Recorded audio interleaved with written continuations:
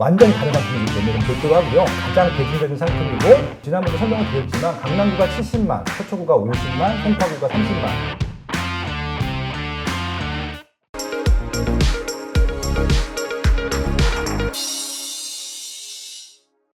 그러니까 입지 순위기를 매길 때 어느 부동산의 가치를 두냐일 텐데 아마 이 방송을 듣고 계신 대부분의 분들은 아파트를 가지고 평가를 할 것 같아요. 빌라는 비교하지 마십시오. 왜냐면 빌라 같은 경우는 완전히 다른 상품이기 때문에 그건 별도로 하고요. 가장 대중적인 상품이고 시세를 명확히 알 수 있는 아파트만 갖고 말씀을 드리겠습니다.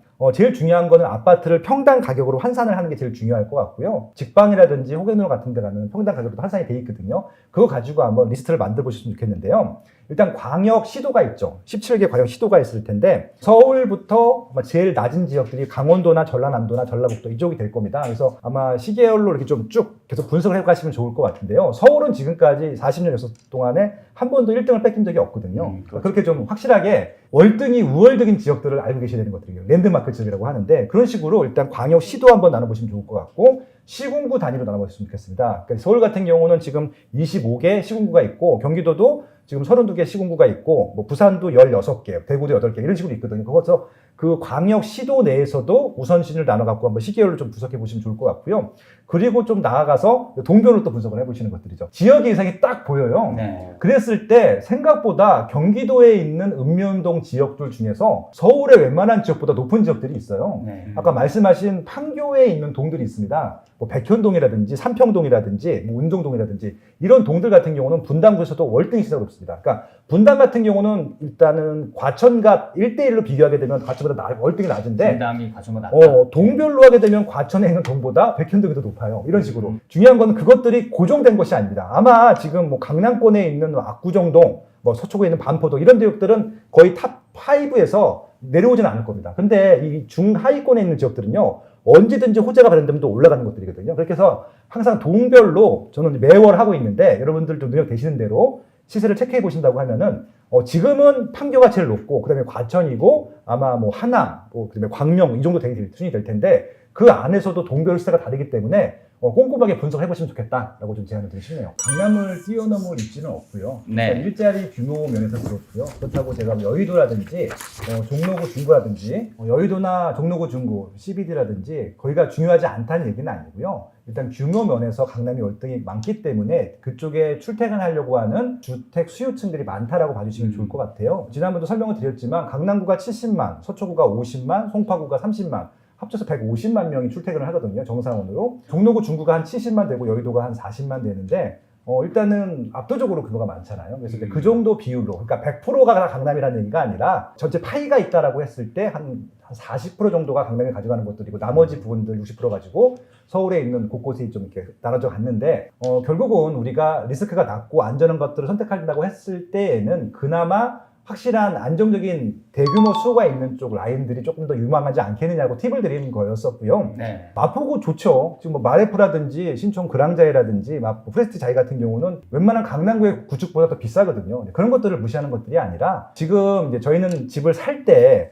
오늘 산 가격보다 좀 올라갈 것들을 보통 예상을 하잖아요. 그렇죠. 그걸 기대하죠. 그래서 결국은 지금 마포는 많이 올라가 있기 때문에 지금 올라가긴 올라가겠지만 올라가는 상승폭이 좀 둔화된다는 말씀이었었고요. 이 교통망이 좋아지게 되면 아무래도 시세가 조금 낮은 지역들이 상대적으로 더 올라가는 비율이 높지 않겠느냐 그런 말씀을 드렸던 거였습니다. 그런 거였군요. 예. 네, 둔촌주공은 정말 좋은 상품이고요. 좋은 상품이고 아마 이제 분양가 상한제를 적용해도 쌀 겁니다. 뭐 어떤 걸 적용해도 쌀기 때문에 지금 또 일반 분양분도 아마 대한민국 재건축 아파트 역사상 제일 많을 것 같아요. 4,800세대이기 때문에 전체가 12,000세대고요. 그렇기 때문에 무주택자 분들이 청약을 노리시는 분들은 무조건 신청하셔야 되는 것들이고요. 가점도 아마 지금 서울 같은 경우 대부분 다 60점 이상인데 그건 한 50점대까지도 나오지 않을까라고 조심스럽게 예측을 해보기 때문에 좀 많은 분들한테 혜택이 될 것 같고요. 다만 이제 주변에 있는 구축들 같은 경우는 둔촌주공이 올라가게 되면 따라 올라갈 텐데 중요한 건 뭐냐면 지금 둔촌주공의 분양가가 주변에 있는 구축보다 낮아요.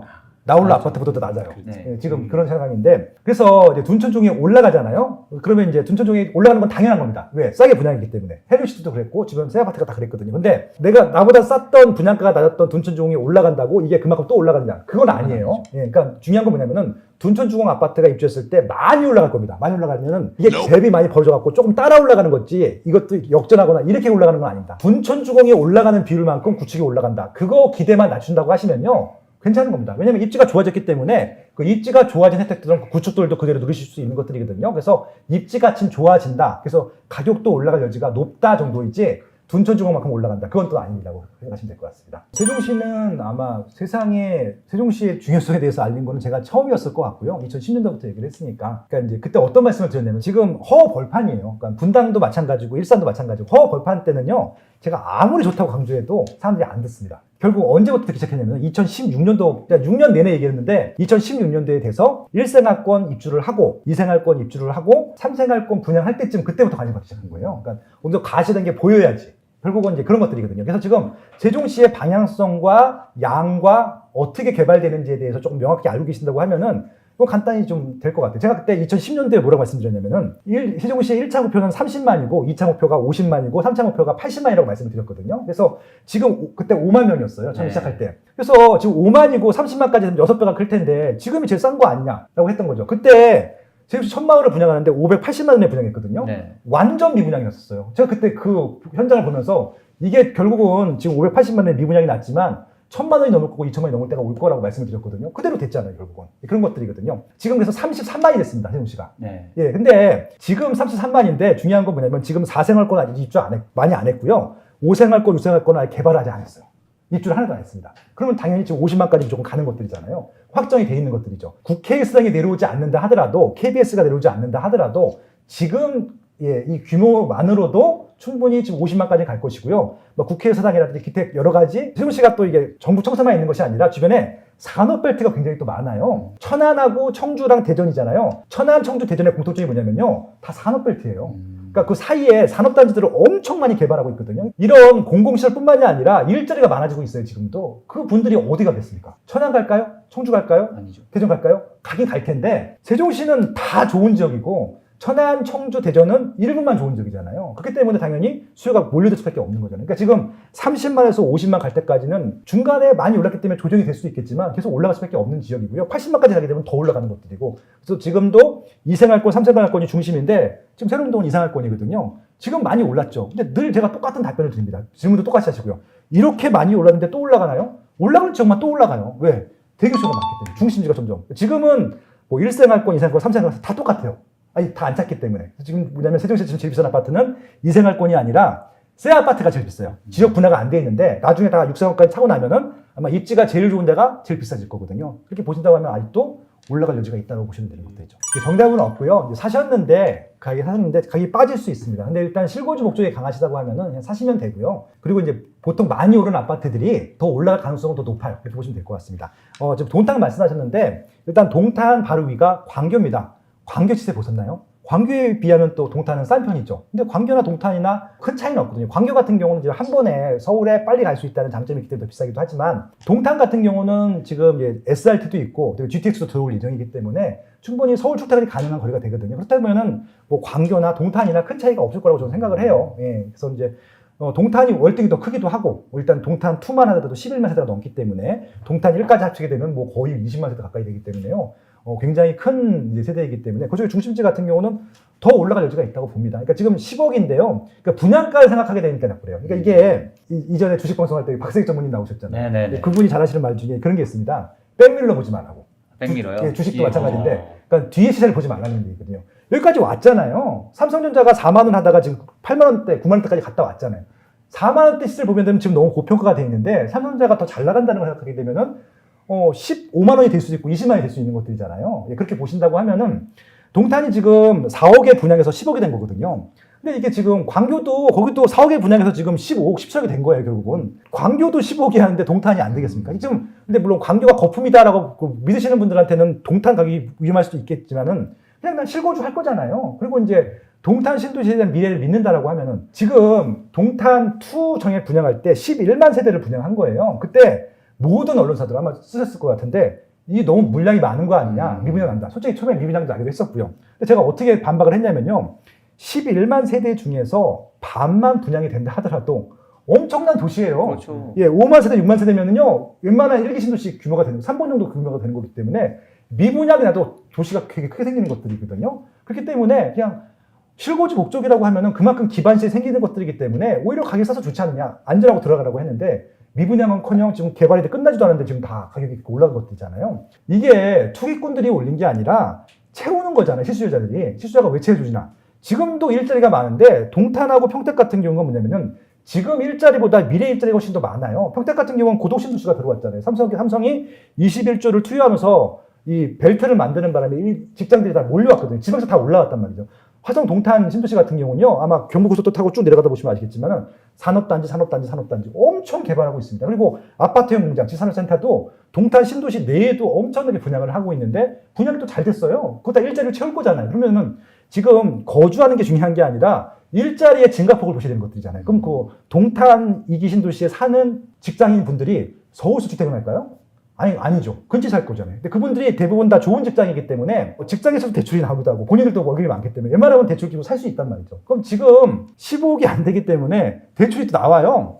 그렇기 때문에 대출 나온 상태에서는 조금 더 올라갈 여지가 또 있다고 봅니다. 물론 이제 대출이 안 나오는 15억 선에서는 한번 좀 조정이 있을 수 있습니다. 근데 항상 서울도 그랬다시피 그 장벽이 있는데 그걸 넘어가면 또 쭉 올라가기도 하거든요. 지금 동탄 같은 경우는 아직까지는 더 올라갈 걸 걱정하는 시기는 아니다라는 말씀을 드리고 싶고요. 동탄, 그러니까 화성하고 평택 같은 경우는 아직까지 일자리가 다 들어오지 않았다는 것들. 세종시도 마찬가지고. 그러니까 결국은 일자리가 되게 중요한데 지금 경기도권이라든지 지방 같은 경우는 이거 하나 딱 보시면 돼요. 일자리가 증가하고 있는 지역인지. 그럼 100%입니다. 올라갈 수밖에 없어요. 그렇게 좀 보신다고 하면은 화성 동탄의 미래도 나쁘지는 않다고 생각을 합니다. 네. 저도 이제 그 학군에 대한 중요도들은 벌써 20년째 트래킹을 해오고 있는데, 제가 피데스 개발 대우건설과 미래주택 개발조사라는 것들을 매년 해서 발표를 합니다. 원래 발표를 하는데, 거기에 교육 환경에 대한 중요성을 매년 측정을 합니다. 근데 재밌는 거 뭐냐면은, 이렇게 올라갔다 내려갔다 반복을 하는데, 재밌는 것은 뭐냐면요. 특정 지역 같은 경우는 계속 올라가고요. 특정 지역들은 점점 중요도가 낮아집니다. 이것도 뭐 케이스 바이 케이스인데, 일단은 제일 중요한 건 뭐냐면, 제가 이제 1972년도생입니다. 네. 71년도 형님들이 인구가 제일 많아요. 110만 명. 저희는 102만 명 정도 되고요. 근데 그때 수험생들이 120만 명이었거든요. 제가 시험 볼 때. 네. 예. 근데 지금 작년에 얼마 많냐면은 50만 명을 안 봤어요. 과거보다 이제 학생 숫자가 줄거든요. 그렇게 되면 이게 무슨 말씀이냐면은 과거에는 학교만 있으면 프리미엄이 붙었습니다. 근데 지금부터는 이게 학교가 있다 하더라도 프리미엄이 붙는 입지들은 줄어들 겁니다. 왜? 그만큼 학교가 필요 없기 때문에. 근데 중요한 건 뭐냐면요. 그렇게 학군의 프리미엄 때문에 올라갔던 지역들이 프리미엄이 빠질 텐데 다른 프리미엄이 올라가진 않았는지 보셔야 될 것 같고요. 특정 학교의 학군에 대한 프리미엄이 낮아진다 하더라도 대치동, 목동, 중계동, 뭐 지방 같은 경우는 수성구, 뭐 대구, 뭐 대전 같은 경우는 둔산동, 부산 같은 경우는 해운대구, 수영구 이런 데 학군 좋은 데들이 있거든요. 거기 중요성은 더 올라갈 거예요. 왜? 결국 글로 몰릴 거거든요. 결국은 수험생이 준다 하더라도 서울대 가기 쉬워진 게 아니잖아요. 그렇죠. 똑같잖아요. 네, 똑같습니다. 그러니까 정원 사가진 게 아니고요. 오히려 그런 학군 좋은 지역, 그다음에 학원가가 좋은 지역들 같은 경우는 수요가 더 몰리거든요.